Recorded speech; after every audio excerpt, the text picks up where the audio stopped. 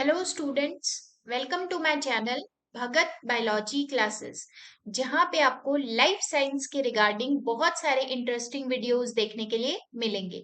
तो आइए इस वीडियो में हम समझते हैं कैंसर सेल्स की कुछ स्पेसिफिकेशंस के बारे में, या कैंसर सेल्स जो होती हैं वो क्या होती हैं, इसके बारे में हम इस वीडियो के अंदर समझते हैं। चलिए तो वीडियो को बिना देरी करते हुए स्टार्ट करते हैं। सबसे पहले आप यहाँ देखिए, कैंसर सेल्स की स्पेसिफिकेशन क्या होती है। Number one is no contact inhibition. देखिए, कॉन्टैक्ट इनहिबिशन का मतलब क्या होता है, ये बहुत सिंपल है। फॉर एग्जाम्पल, जैसे ये आपकी एक सेल है, ठीक है, ये सेल नंबर 1 है। इसके बाद में ये जो है, ये यहाँ पे इसी के पास में एक सेल और है, दैट इज आपकी सेल नंबर 2 प्रेजेंट है। ये सेल जब ग्रो करती है, नंबर 1 सेल, तो जैसे ही ये ग्रो करते करते करते इसके कांटेक्ट में आएगी, तो जैसे ही कांटेक्ट में आई तो इसको पता चल जाएगा यहाँ पे दूसरी सेल जो है वो प्रेजेंट है। तो इसको अपनी ग्रोथ जो है यहीं तक इनहिबिट कर लेनी है, या ये इससे ज्यादा ग्रो नहीं करेगी, ताकि इसको डिस्टर्ब हो ऐसा ये इतना ग्रो नहीं करेगी। ये नॉर्मल सेल्स हैं जो कि ऐसे बिहेव करती हैं कि एक दूसरे के कांटेक्ट में आने पे इनहिबिट हो जाती है। मतलब एक दूसरे के अंदर जाके बहुत ज्यादा इन्वेड नहीं करती है कि ये वाली सेल जो है ग्रो करते करते इसी के एरिया को कवर कर लेगी, ऐसा नहीं है। सबको पूरा का पूरा स्पेस मिलता है ग्रो करने के लिए, और कांटेक्ट होते ही वो अपने आप को इनहिबिट कर लेती है कि भाई यहाँ तक का हमारा एरिया है, उसके बाद सेकंड नंबर की जो सेल है वो स्टार्ट हो रही है। लेकिन जब आप कैंसर सेल की बात करते हो, तो इनमें कोई भी कांटेक्ट इनहिबिशन जैसी प्रॉपर्टीज आपको देखने के लिए नहीं मिलेगी। इसका मतलब है कि ये इन्वेजिव हो जाएगी, दूसरी सेल जो है उसके अंदर तक चली जाएगी, या उसके एरिया तक ये अपने आप को ग्रो करने लगेगी। इसी का मतलब होता है इन्वेजिव, यानी अटैक कर देना। तो इसने दूसरे के एरिया को भी देखिए क्या किया, अटैक किया। ये आपकी एक कैंसर सेल है और ये दूसरी सेल है फॉर एग्जांपल, तो ये इस एरिया तक भी ग्रो करते जाएगी, एक फिर बहुत सारे cell division grow grow grow करते जाएगी। उसके बाद ये हर जगह पूरा का पूरा एरिया जो है वो कवर करते जाएगी, ठीक है। तो इसमें कॉन्टेक्ट इनहिबिशन जैसी चीजें जो है वो नहीं दिखाई देती। प्लस उसके बाद में हमने देखा इन्वेजिवनेस होती है, और कैंसर सेल जो होती हैं वो मेटास्टेसाइज करती हैं। मेटास्टेसिस का मतलब क्या होता है, ये पेनिट्रेट कर जाती है लिम्फेटिक और ब्लड वेसल्स के थ्रू, और पूरी बॉडी के अंदर सर्कुलेट कर सकती है ब्लड स्ट्रीम के थ्रू। और फिर ये बाकी जो टिश्यूज हैं उनको भी आपके क्या कर देती है, अफेक्ट कर देती है। ये चीज आपको भी पता है। कैंसर सेल और नॉर्मल सेल में क्या डिफरेंस होता है, कि नॉर्मल सेल जो है वो कभी भी, या नॉर्मल आपके ट्यूमर भी अगर हुआ है कहीं पे भी, इस सेल के अंदर अगर डिवीजन ज्यादा हो रहा है, तब भी ये दूसरे एरिया तक बॉडी के नहीं जाएगी। लेकिन जब आप कैंसर सेल की बात करते हो या मेटास्टेसिस की बात करते हो, मेटास्टेसिस कौन शो करती है, कैंसर सेल शो करती है। और इसका मतलब क्या है, ये आपके ब्लड वेसल और लिम्फेटिक सिस्टम के थ्रू, पूरे ब्लड के थ्रू आपके सर्कुलेट करेगी बॉडी के अंदर। और जैसे फॉर एग्जाम्पल ये पूरा का पूरा एक ह्यूमन अगर हम बना ले रफली, जैसे ये एक ह्यूमन बॉडी है, तो ये यहाँ से अगर कैंसर सेल स्टार्ट हुई, तो आपके ये हम कह सकते हैं कि पूरी बॉडी में फिर ये लेग तक भी आपके क्या कर सकती है, टिश्यूज को, सेल्स को इन्फेक्ट कर सकती है, ठीक है। ये होता है मेटास्टेसिस, यानी कि एक एरिया से दूसरे एरिया को भी आप इन्फेक्ट कर दो। देन उसके बाद में इसको बहुत ज्यादा ग्रोथ फैक्टर की रिक्वायरमेंट नहीं होती है, और ये लोअर ग्रोथ फैक्टर के मतलब प्रेजेंस में भी अपने आप को उतना ही ज्यादा स्पीडली क्या करती है, ग्रो करवाती हैं, ठीक है। तो ये कैंसर सेल्स की आपके क्या थी, स्पेसिफिकेशंस थी। अगर आपको कैंसर के बारे में बिल्कुल भी आइडिया नहीं है, तो आप ये देखिए, कैंसर जो होता है वो होता क्या है, कि ये एक सेल है, ठीक है। इसने ग्रो करना है, मतलब सेल जो है डिवाइड होगी, 1 से 2 में डिवाइड होगी, 2 से 4 में डिवाइड होगी, 4 से बहुत सारी 8 में डिवाइड होगी, ठीक है। लेकिन एक टाइम तक डिवाइड होगी ना, पूरा कंप्लीट अपना प्रोसीजर पूरा करेगी, पूरा टाइम लेगी, देन उसके बाद डिवाइड करेगी। बट कैंसर सेल के अंदर क्या होता है, जब एक सेल कैंसरस हो जाती है तो उसको नहीं पता कि कितना टाइम रुकना है या ग्रो करना है या नहीं करना। वो आपके रैपिड डिवीजन शो करने लगती है, एक के बाद दो, दो के बाद चार, इस तरीके से बार बार बार बार बन के वहां पे एक ट्यूमर वाला स्ट्रक्चर जो है बना लेती है। और ये ट्यूमर आपके मेटास्टेसिस करता है, या फिर ये ट्यूमर जो है बॉडी के एक पार्ट से आपके दूसरे पार्ट तक ट्रांसफर होता है, ठीक है। और इसको बहुत ज्यादा ग्रोथ फैक्टर की रिक्वायरमेंट आपके नहीं होती।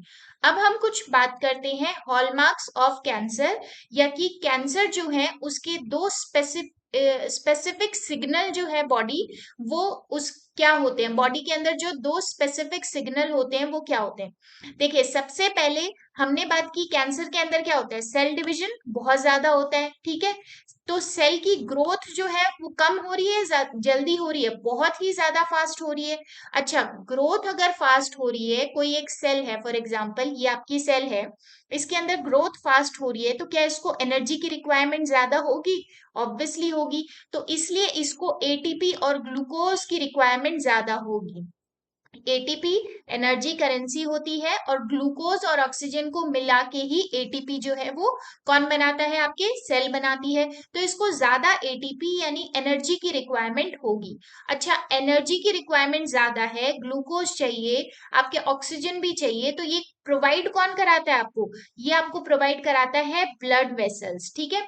देखिए, यहाँ पे मैं एक सिंपल सा डायग्राम बनाती हूँ। ये आपकी ब्लड वेसल होती है, फॉर एग्जाम्पल ये आपकी क्या है, ब्लड वेसल है, ठीक है। यहाँ पे ही आपको ऑक्सीजन मिलेगा और यहीं पे आपको क्या मिलेगा, आपको ग्लूकोज मिलेगा। और ये दोनों चीजें ये किसको प्रोवाइड कराते हैं, ये सेल को प्रोवाइड कराते हैं। और फिर सेल क्या करती है, इससे एटीपी का फॉर्मेशन कर लेती है, एनर्जी बना लेती है। तो इसके लिए ब्लड वेसल तो होनी चाहिए ना इस सेल को, अगर ग्रो करना है बहुत ज्यादा। तो आप सोच के देखिए, जब आप बात कर रहे हो कैंसर की, तो यहाँ पे सेल बहुत जल्दी जल्दी ग्रो कर रही है, बहुत जल्दी जल्दी डिवाइड कर रही है। तो ये वाली सेल्स जो है बहुत सारी हैं, और ब्लड वेसल जो है वो कम है। तो इस केस में आपको बहुत सारी नई ब्लड वेसल्स की जरूरत पड़ती है, और बॉडी में सिग्नल जाता है कि ज्यादा से ज्यादा ब्लड वेसल्स चाहिए, और बॉडी क्या करने लगती है, ज्यादा से ज्यादा ब्लड वेसल्स का फॉर्मेशन करने लगती है। और इसी ब्लड वेसल्स के फॉर्मेशन को हम एक टर्मिनोलॉजी से देखते हैं, एक टर्म यूज करते हैं, दैट इज एंजियोजेनेसिस। क्या बोलते हैं इसको हम, एंजियोजेनेसिस। तो ये किसका फीचर है, एंजियोजेनेसिस आपको कब मिलेगा? एंजियोजेनेसिस आपको मिलेगा जब बॉडी के अंदर क्या हो जाएगा, कैंसर जो है वो हो जाएगा। इसी के साथ में अब आप खुद सोच के देखिए, ये सेल बहुत जल्दी जल्दी ग्रो कर रही है, ठीक है, यहाँ पे बहुत ज्यादा ग्रो कर रही है। ये एक सेल थी, उसके बाद में यहाँ पे देखिए दूसरी सेल प्रेजेंट है, यहाँ पे आपके तीसरी सेल प्रेजेंट है, यहाँ पे आपके चौथी सेल्स प्रेजेंट है। तो इस तरीके से कोई स्पेस नहीं रहा इनके अंदर, ठीक है। यहाँ पे एरिया जो है वो पूरा का पूरा कवर्ड हो गया, ये वाला एरिया ट्यूमर बना ही लेंगी, ये ट्यूमर बनाते बनाते ये पूरा एरिया कवर कर लेंगी, इसलिए इनके बीच में स्पेस ही नहीं रहा। तो जब हम बात कर रहे हैं एंजियोजेनेसिस की, तो ब्लड वेसल जो है वो इनके पास पास में कैसे आएंगी? अगर ब्लड वेसल दूर है, अच्छा मान लीजिए ब्लड वेसल यहाँ पे प्रेजेंट है, फॉर एग्जांपल यहाँ पे, तो ये बिल्कुल पेरिफेरी में जो सेल्स हैं उनको तो दे देगी आपके ऑक्सीजन और ग्लूकोज, यहाँ पे भी दे देगी, लेकिन जो इंटरनल मास के अंदर आपके जो सेल्स हैं वो तो रह जाएंगी। तो इसलिए सबको जो है ऑक्सीजन जो है सारी सेल्स को नहीं मिलता है, क्योंकि ब्लड वेसल इस स्पेस के अंदर एंटर नहीं कर पाती। यहाँ पे स्पेस ही नहीं है, देखिए पूरा का पूरा ये कॉम्पैक्ट हो गया है, इसलिए ऑक्सीजन नहीं दे पाई ये ब्लड वेसल इन सेल्स को। और आपके ऑक्सीजन की क्या हो जाती है, इन सेल्स के पास कमी हो जाती है, लैक ऑफ ऑक्सीजन, जिसको हम कह देते हैं हाइपोक्सिया। क्या हो जाता है, हाइपोक्सिया, ठीक है। अब हाइपोक्सिया की कंडीशन में आप खुद सोचिए, क्रैब साइकिल हो पाएगा?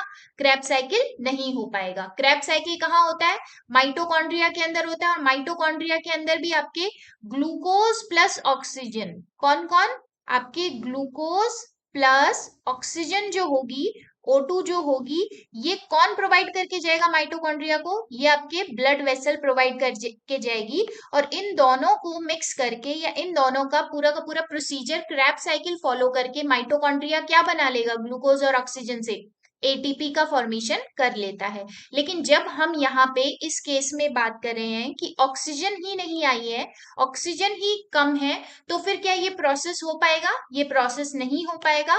तो एनर्जी जो है वो माइटोकॉन्ड्रिया नहीं बना पाएगा, एनर्जी बनेगी आपके ग्लाइकोलाइसिस के थ्रू। ठीक है, मतलब क्रेब्स साइकिल जो है वो नहीं हो पाएगा और एनर्जी का फॉर्मेशन किसके थ्रू होगा? ग्लाइकोलाइसिस के थ्रू।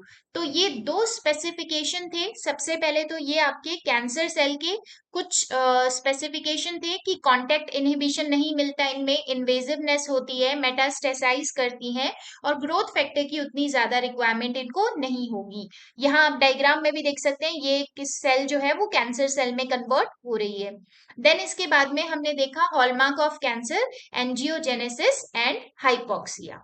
ठीक है, तो आई होप आपको ये जो लेक्चर है समझ आया होगा, जो हमने कैंसर सेल के बारे में बात की है। तो ये आपके लाइफ साइंस के लिए एक इम्पॉर्टेंट टॉपिक है जो आपको सीएसआईआर, नेट, जेआरएफ या अगर आपका लाइफ साइंस का आपके स्टेट का असिस्टेंट प्रोफेसर वाला पेपर है तो आपको बहुत बेनिफिट करेगा। तो अगर आपको ऐसे ही और वीडियोस चाहिए तो please subscribe the channel. Thank you so much.